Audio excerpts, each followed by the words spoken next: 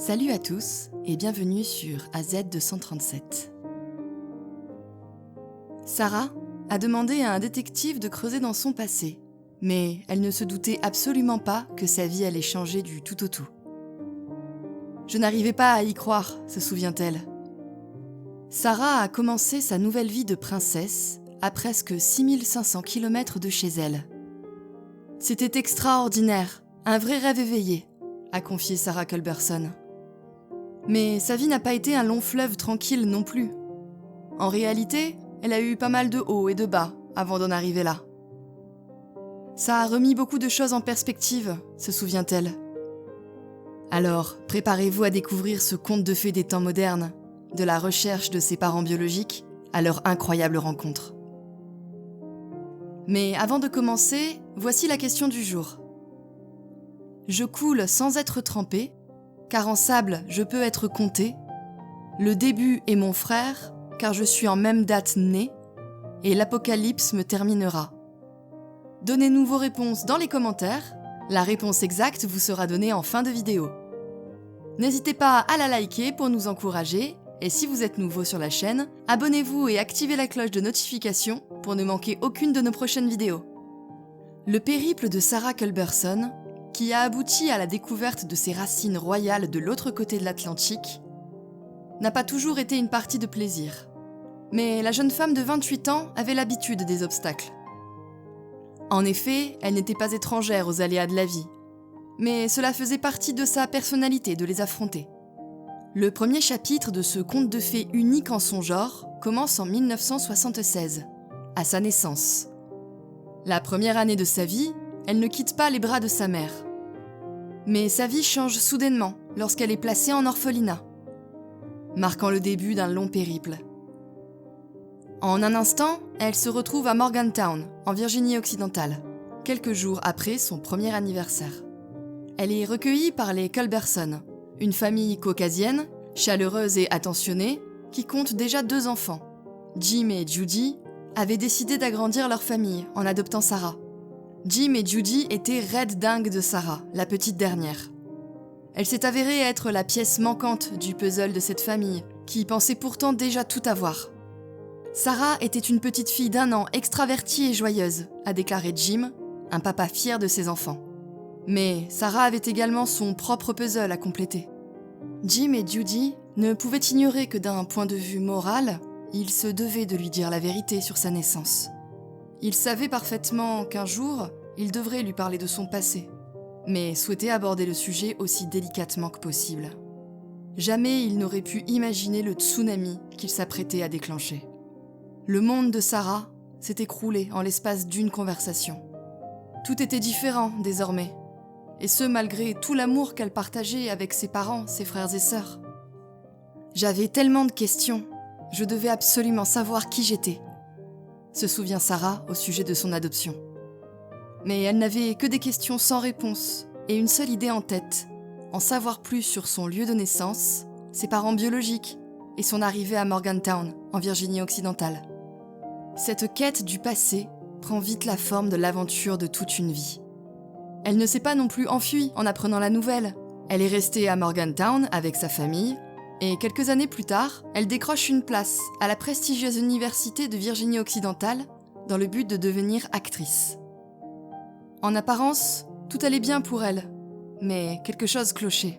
Après l'obtention de son diplôme à l'université, son amour de la scène la pousse à rejoindre la côte ouest et à y suivre un master à l'American Conservatory Theater de San Francisco en Californie. Mais très vite, elle réalise qu'elle n'est pas à sa place, alors même que sa carrière d'actrice commence à décoller. Elle déménage donc, une fois de plus, sous le soleil radieux de Los Angeles. Fraîchement diplômée, elle est prête à conquérir Hollywood et espère vivre de grandes aventures en arrivant dans la Cité des Anges. Elle ne se doute absolument pas de ce qui va suivre. Los Angeles lui permet de vivre un temps au milieu des paillettes et du glamour, mais même Rodeo Drive ne parvient pas à lui faire oublier les fantômes de son passé.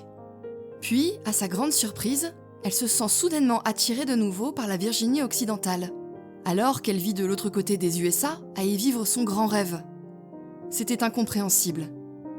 Sa carrière à Los Angeles commence pourtant à décoller, Mais pour une raison inconnue, elle a l'impression d'avoir reculé en partant vers l'ouest.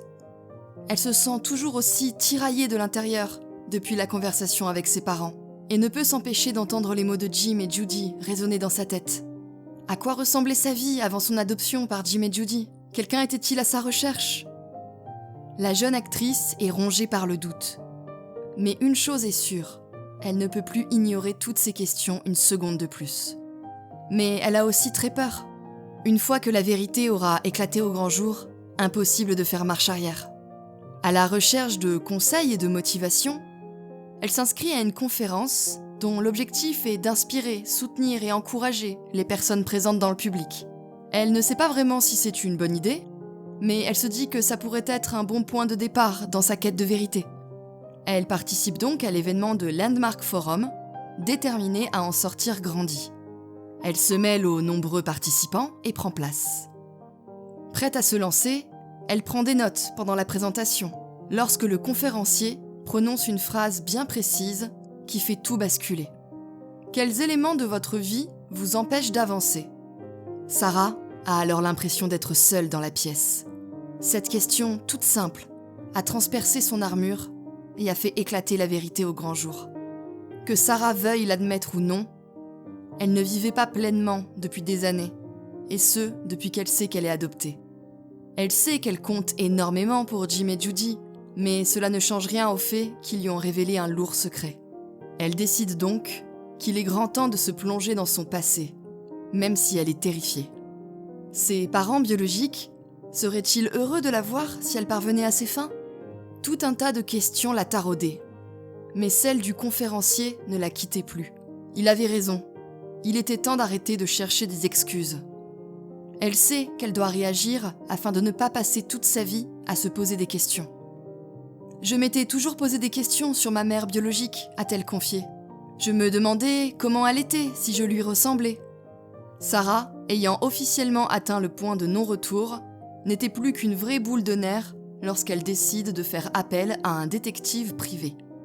Et elle est loin de s'imaginer que les réponses allaient arriver si vite. Le détective va la rappeler à peine 3 heures après. Il lui confie alors les nouvelles étonnantes qu'il vient de découvrir. Et il y en a déjà beaucoup. Sarah, tremblante, prie pour que les nouvelles soient bonnes. Mais les nouvelles ne sont malheureusement pas aussi bonnes qu'elle l'espère. J'ai appris que ma mère était décédée d'un cancer quand j'avais 11 ans. Elle est dévastée. Elle ressent un grand vide, mais elle est heureuse d'apprendre qu'elles avaient des personnalités similaires et le même sourire. Mais d'autres nouvelles arrivent. Sarah, toujours chamboulée par les nouvelles sur sa mère biologique, tente de rester concentrée sur les autres découvertes du détective. Il dispose notamment de l'adresse d'un membre éloigné de sa famille. Sarah reprend alors ses esprits et s'empresse de recopier ses indications. Elle est bien évidemment submergée par les émotions. Elle n'en a pas encore fini avec sa quête du passé, même après avoir obtenu ces informations. J'ai réalisé que j'avais encore énormément de questions et finalement peu de réponses, a-t-elle confié. Mais elle sait déjà exactement ce qu'elle va faire avec l'adresse de sa tante et de son oncle potentiel qu'elle a maintenant en sa possession. Rongée par le stress, elle décide finalement d'écrire une lettre à sa potentielle famille du Maryland. Elle referme l'enveloppe, s'empresse d'envoyer la lettre et se retrouve de nouveau envahie par le doute en remettant la lettre au postier. Allait-il accepter d'entrer en contact avec elle ? Chaque minute à attendre un signe de vie lui semblait interminable. Après 3 jours de silence radio, Sarah, à 2 doigts de perdre tout espoir, obtient finalement la réponse qu'elle espère. Un jour, le téléphone sonne, et le temps s'est soudainement arrêté lorsqu'elle a entendu une voix qu'elle ne reconnaissait pas. 6 mots ont suffi pour changer la vie de Sarah. « Nous avons bien reçu votre lettre. » Sarah a alors énormément de choses à dire, mais elle ne parvient pas à s'exprimer. Cette femme au téléphone pourra-t-elle répondre à toutes ces questions ? Sarah inspire alors profondément et parvient à formuler une phrase, puis 2, et elle se retrouve soudainement en train de partager tous ses soucis, ses peurs et ses espoirs avec une inconnue. Une tante dont elle avait toujours ignoré l'existence, Evelyn. Et à la grande surprise de Sarah, sa tante elle aussi reste sans voix. Après plus de 2 décennies, sa nièce l'avait soudainement retrouvée et avait tout un tas de questions délicates à lui poser. Bouche bée, Evelyn donne finalement le téléphone à son mari. Mais Sarah ne se doute pas une seconde des événements qui vont suivre. C'était une expérience surréaliste, se souvient-elle. « Savez-vous qui vous êtes ?» demande l'oncle de Sarah. Une question piège pour Sarah, qui se l'était posée quasiment toute sa vie. Sa curiosité, à ce moment-là, est à son comble. Ressemblait-elle à ses parents ? Aurait-elle des souvenirs à chérir ? Elle avait besoin d'en savoir plus. Mais elle ne pensait pas recevoir une nouvelle aussi bouleversante. Elle appartient à la famille royale des Mahalois et elle est la descendante d'un chef suprême en Sierra Leone. Une vraie princesse. Son père, Joseph Cognac Possoa, vivait dans le village de Bumpé. Je n'arrivais pas à y croire. Sarah reste bouche bée.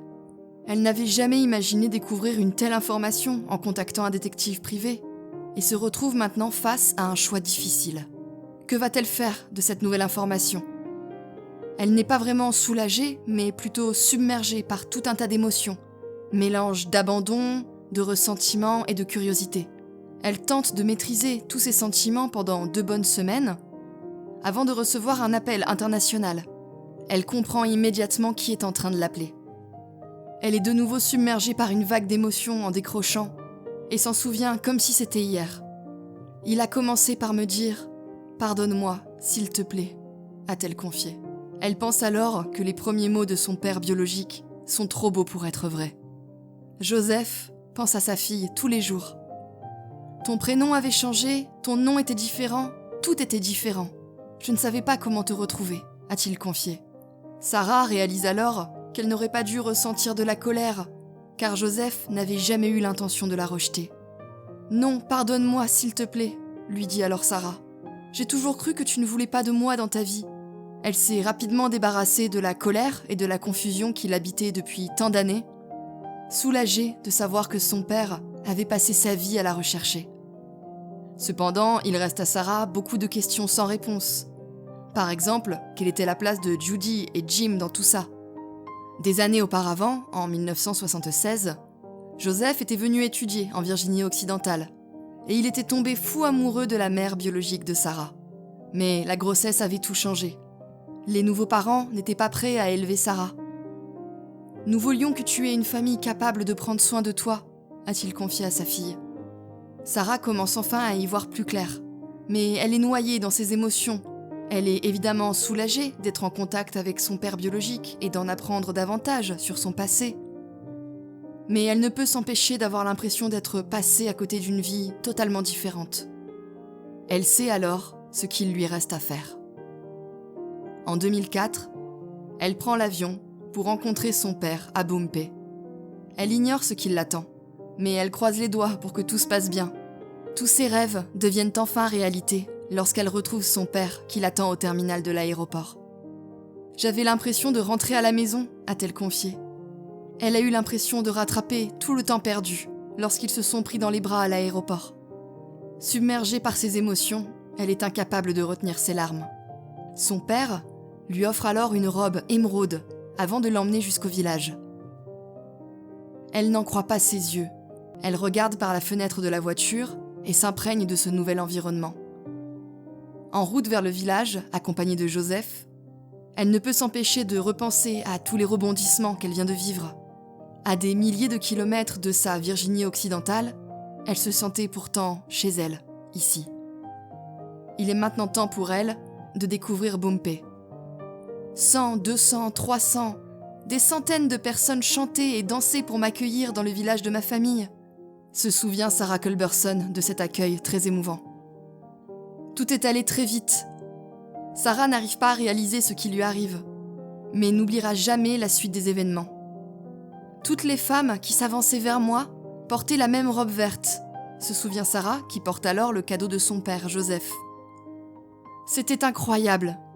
Toutes les inquiétudes qu'elle a au sujet de son accueil dans le village s'envolent. Tous les habitants sont ravis de rencontrer leur princesse. C'était extraordinaire, un vrai rêve éveillé, a-t-elle confié. La réalité reprend rapidement le dessus une fois l'excitation initiale dissipée. En effet, son statut de princesse s'accompagne d'engagements sérieux. Et tout n'allait pas être rose.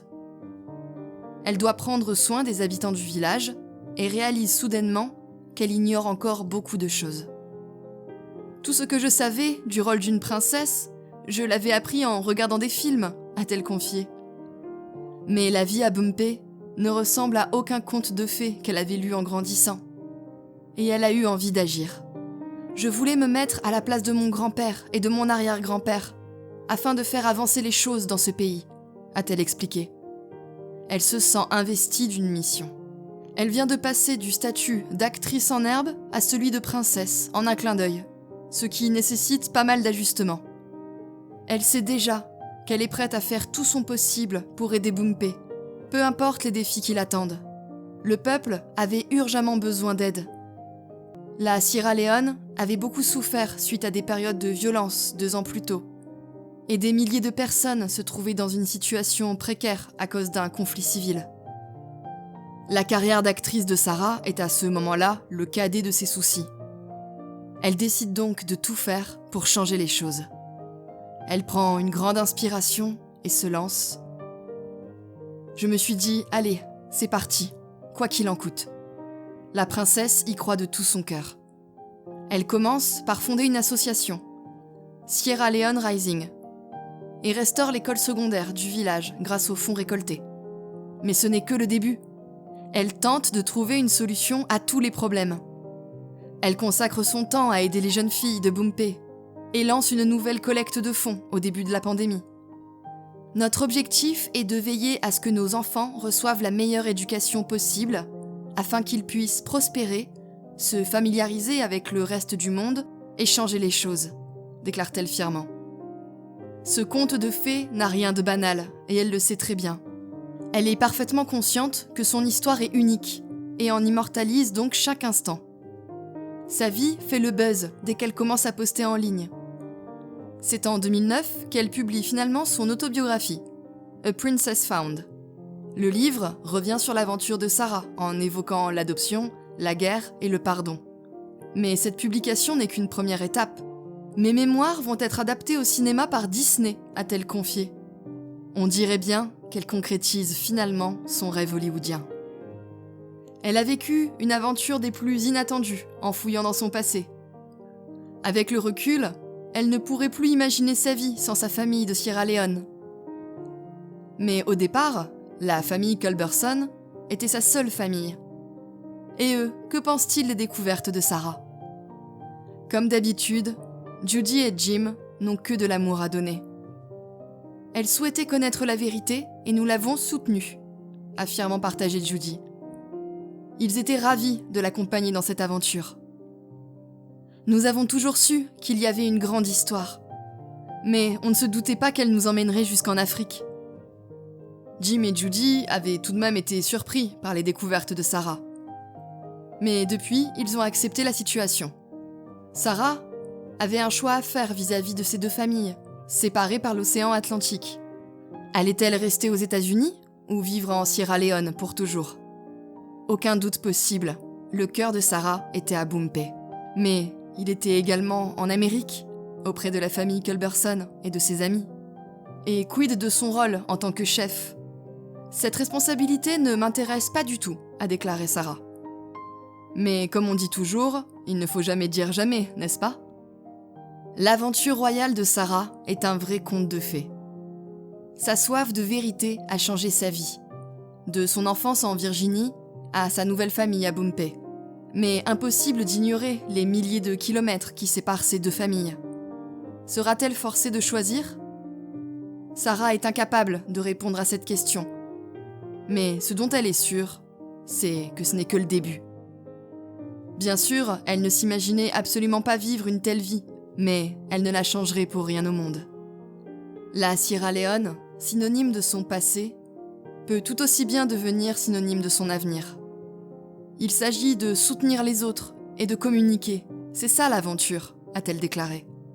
Elle n'aurait jamais pu imaginer ce qui l'attendait en assistant à cette fameuse conférence ou en faisant appel à un détective. Elle a affronté ses fantômes ainsi que ses doutes et les douleurs de son enfance, afin de découvrir qui elle était vraiment. Et aujourd'hui, elle vous dira volontiers que chaque seconde en valait la peine.